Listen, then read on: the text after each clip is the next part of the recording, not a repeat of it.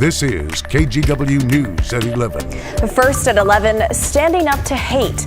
A large crowd turned out for the 2023 Chinese Festival to show support for the community. Now, this comes just a day after the Lansu Chinese Garden in Old Town was vandalized. Mike Benner reports.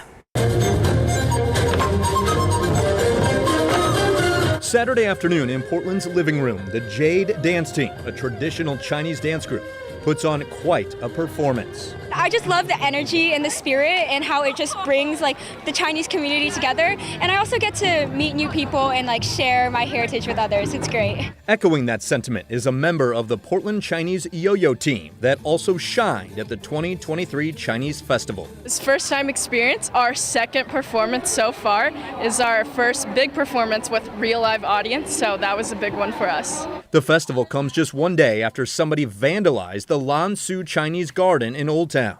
It appears somebody broke a piece of granite off the Chinatown gate at 4th and Burnside, then hurled it through the window of the garden's tea house. Police are investigating what the garden's executive director is confident is a bias crime. I know the news make us a little bit nervous. This woman is one of the festival organizers. She says as recently as Saturday morning, canceling the event was under consideration, but organizers decided against it. We have the security team, and then we have the police come to support us, so I think we're pretty safe. And safety concerns should be a top priority, and here's why. A report from the Oregon Criminal Justice Commission, released just last month, indicates that the state's bias response hotline has seen a 178% increase in calls since 2020. In other words, bias crimes are on the rise, and it's not lost on the Chinese community. If someone think we're not welcomed, we don't care about it because we just show our love, and then we know most of the people are supporting us. And for proof, look no further than the large crowd at the 2023 Chinese Festival. The turnout's so impressive, performers are excited to return next year. So we plan to come back every year. The atmosphere at the festival really was electric. Of course, that had a lot to do with the various performances, but the crowd played a big role too. One event organizer told me he thinks the crowd was as big and loud as it was to show support for the Chinese community in the wake of the vandalism to the Lansu Chinese Garden. I'm Mike Benner for KGW News. A strange prank at Multnomah Falls has the Multnomah County Sheriff's Office concerned. They say someone put fake $100 bills off the trail near the crest of the falls. They're worried people could get hurt when they leave the trail. They say the fake money was in a dangerous area. Now, the Forest Service told them hikers were going into the dangerous areas to try and get the fake money. We're working to learn more about a person who died in a house fire in Milwaukee. This happened around 1:30 in the morning near Johnson Creek in southeast 82nd. Clackamas Fire says they were able to get the fire under control pretty quickly, within 10 minutes.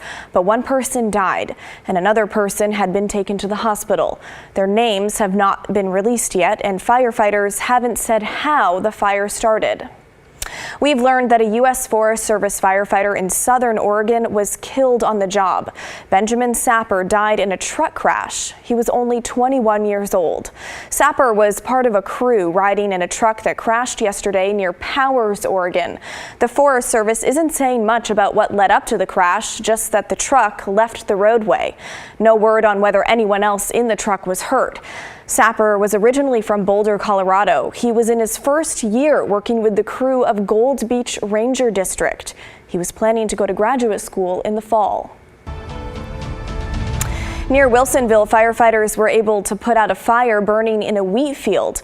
It got to about 7 acres before they got it under control. It was burning on Southwest Westfall Road this afternoon, that's west of Wilsonville. Firefighters say agricultural equipment was to blame.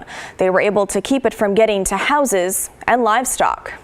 A fire that broke out Friday afternoon in Linn County has now burned more than 200 acres. This has been named the Price Borough Fire. Some 60 homes are now under level 3 go now evacuation orders.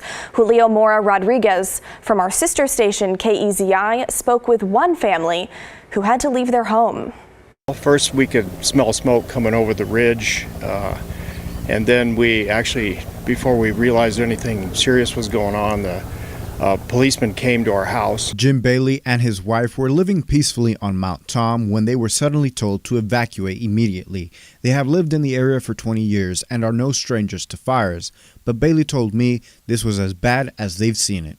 Scariest scenario you can imagine when you think about what you need and to take and what you're leaving behind. Now that Bailey and his wife are out of harm's way, they've been watching the fire teams work endlessly to put a stop to the blaze. Teams of helicopters have been working with crews on the ground to contain the flames. The mountains and steep ravines haven't made it easy on crews. Despite the challenge, their effort has impressed Bailey. As we were evacuated yesterday, it was apparent that there was an awesome coordinated effort among the fire and police agencies in the area. There is an active investigation into the cause of the fire. Much of the area where the fire happened was private property. The plan moving forward is to be better prepared, to make a list of what you have to take and what's important to you, I guess. And also maybe reevaluate whether you want to be in the path of a forest fire. According to Oregon Department of Forestry officials, if all goes well, the blaze could be put out in 4 to 5 days. With fire, however, nothing is truly predictable. Officials ask everyone to be vigilant as to not spark other fires. Reporting near Harrisburg, Julio Mora Rodriguez, KEZI 9 News. Well, we started this weekend off with more of a fall feeling.